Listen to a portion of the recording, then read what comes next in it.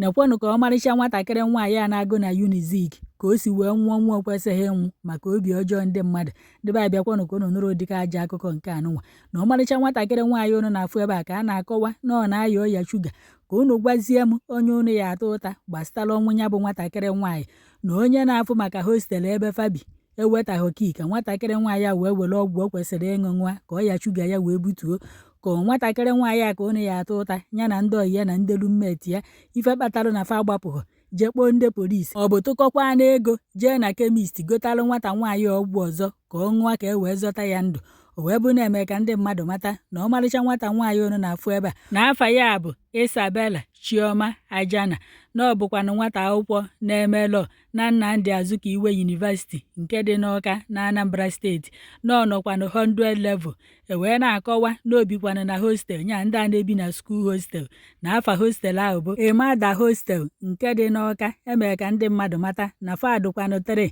wee birikwanụ na rum ebe ahụ andị n'ofu ki bụkwanụ ifefe ịtọ na-ejikwanụ wee na-agbagha ụzọ nke bụ na fa jechala otu mgbọsị wee bata. O wee bụ na ya bụ ki efunahụgokwanụ fa nke bụ na fa inwezi ases ịkpọghekwana ụzọ fa wee banye ebe ahụ. Wee sịkwa ka m were ohere agwakwa ụmụ akwụkwọ ndị ji ofu ki wee na-agbagha ụzọ, bikonu enye unu ki jee na ebe a na-akpụ ki ka unu kpụta ya ịtọ ma ọ kpụta ya ịnọ, ofu onye jide ofu ofu onye ejide ofu ofu onye ejide ofu maka adịka ama ka ụdị ife a ghara imekwa mbọsị ọzọ. Ọnya ka a na-akọwa dịka fa enwezi ases ịbakwana na nya buru mfa fa wee jekwuru hostel mistress fa onye nke a na-akpọ Mrs. Bright wee na-ayọ ya nya biko na fa makwanụ na-enwere iwu na hostel anụnwa nke bụkwanụ na onye ọbụla tụfuru ki ya na bifo fe weta spe ki wee gbaghelụ gị ụzọ maọbụ bifo fe nyekwanụ ki ọzọ n'ihi ya akwụ 120,000 naira bifo enyekwanụ onye bụ ki. Fa wee na-ayọzi nya bụ Mrs. Bright na ka ọ dụfa kịta anụnwa na fa eji ọkwana nya bụ ego andị na rummeti fa na-ayakwa n'ọya shuga ọya diabetes na ya biko na o nwere ike ịgbaghelụ fa nya bụ ụzọ ka rummeti fa welụkwanụ insulin a na-agbakwanụ ndị diabetes ọ na-agba ka ọ gbaa ka fa wee jezie chọgharịwa ka fa ya esikwanụ wee weta ego na ka ọ dị kịta na fa eji ọkwanụ 40,000 fa ịtọ ya eweta ya emekwana ya 120,000 naira ka fa wee nye ya na ọ na-anya na ọya amakwanụ na Chioma na-ayakwanụ ọya shuga andị na taị na o kwesịrị iji wee ṅụkwanụ ọgwụ ya n'orugo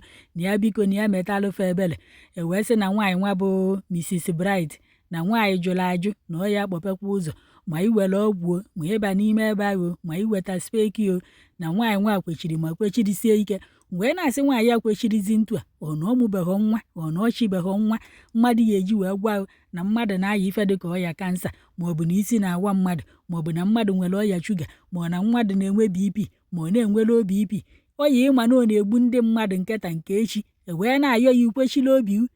ịdụkwa mma ije nga na ọ bụkwa na ife a ndị a na-ekwu bụ eziokwu o ihe ejekwa nga maọbụ akụwa gị ofu ọya ka ịma ka ọya na-adị ka ọ na ịyanụghị ọya ka ọ na onwenụghị onye ezinụlọ ụyala ọya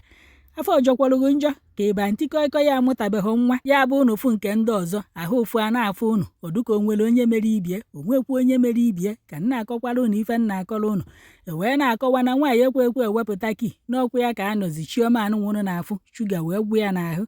nya amazi ife meberie nke bụ na Chioma adapụzi. Ndị rummeti ya wee burizie Chioma wee gbaba n'ụlọ ọgwụ na Chioma alụzi n'ụlọ ọgwụ a na-enye ya ọgbụgbọ nsọ nke bụzi na azọta nwụọzikwa ya ndụ mana ọdụ ọkwọ nkọ mbọsị ahụ ebujere ya n'ụlọ ọgwụ ka ọ nwụzi n'ọdụ ka ọ nọrọ ife dịka ede 2 or 3 days bifo nwụzie n'ụlọ ọgwụ. Wee na-akọwazi na ụmụ akwụkwọ niile na-agụ na Unizik bụzi ife nke nya bụ ife wute fa wee melụ ngagharị iwe wee jebe na nya bụ Mother Hostel nke nwekwanụ n'Awka Anambra steeti wee na-eme ngagharị iwe dịka otu nwa akwụkwọ ibe fa si wee bụrụkwana onye nwụrụ anwụ maka na hostel mistress fa bụ onye kwechiri wee sị na onye weta speki ka nwatakịrị anụnwa wee welụkwanụ ọgwụ o kwesịrị ịṅụ maka na fa na rummeti fa tụfukwanụ ki fa jikwanụ wee na-abata na nya bụ ụlọ. Ndị mmadụ wee na-asị o ka nkwakwu na ifefa kwuru na ọ bụ ọkwọ m kwuru ife a na-ekwu na kọmentị. Ụfọdụ ose na mgbe Chioma natalụ ọ bụrụ na afe ejighọ ki wee nata andị nọọma nọ na-aya ọya shuga andị nọọmakwanụ taị na o kwesị iji wee ṅụ ọgwụ ya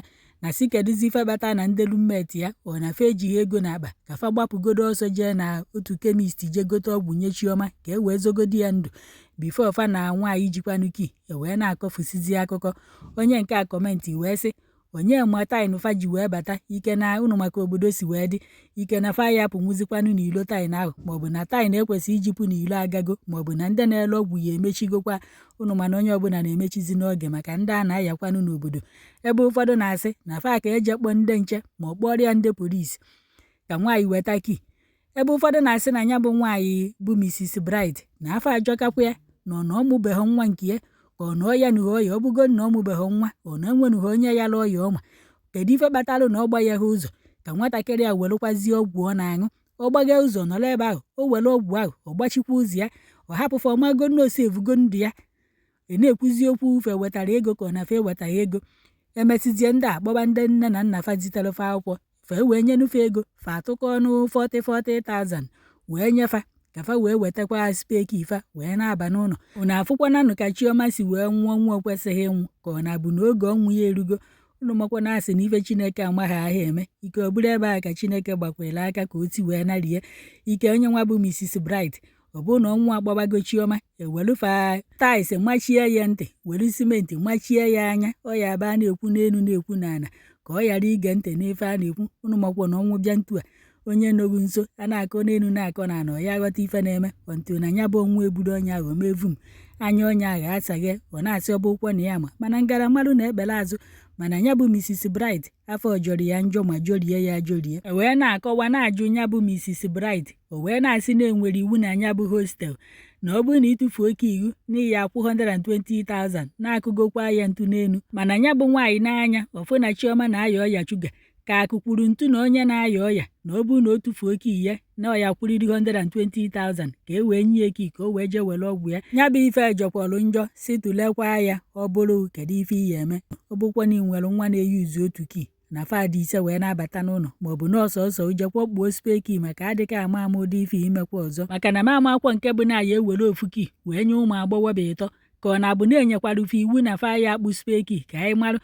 ya bụ ife adọkwanụ mma iwu na-anụnwa na-enekwa na ya ọ bụ na maka ego ka unu ji wee na-enyefe ofu kii onye tufuo ka enye unu 120,000 ndụ ndị mmadụ dịkwa mkpa karịa anya bụ ego ka mkpụrụ obi Chioma zuru ike na ndokwa ka ndị ọyị ya na nne ya na nna ya na ikwu na ibie ka fakasikwanụ na ife emere emego ya bụ ife bụkwa ife iru uju amakwụkwọ nka nne na nna ya esi wee zije nwa ya akwụkwọ ka o jee gụọ akwụkwọ ebunataziere ya bụ nwatakịrị n'ozu maka obi ọjọọ mmadụ fakasie